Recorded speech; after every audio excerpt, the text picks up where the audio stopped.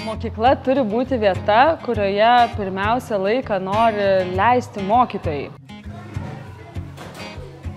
kur jie gali daryti tai, dėl ko jie tapo mokytojais, kai jie bendrauja su mokiniais, kuria užduotis, kuria švietimą. Labai daug kalbam apie lyderystę, apie žmogiškų išteklių valdymą, kaip pasiekti gerų rezultatų ir visada aptariam tai, kad kiekvieną iš šių dalykų mes galim pritaikyti ir klasiai, savo mokiniams.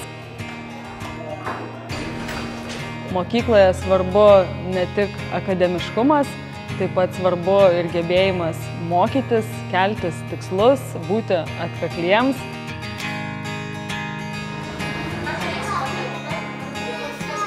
Mokiniai sėkmingai mokosi tada, kai jie pasitiki savim. Ugdymas turi būti susijęs su jų kasdienybė, tada pats mokymosi procesas kur kas labiau juos įtraukia.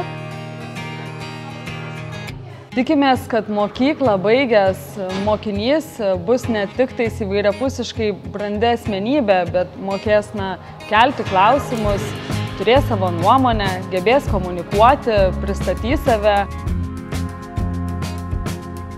Progimnazija tai yra vieta, erdvė, kultūra, santykis, kuris gali padėti tapti tiek mokytojui, tiek mokiniui savo geriausią versiją.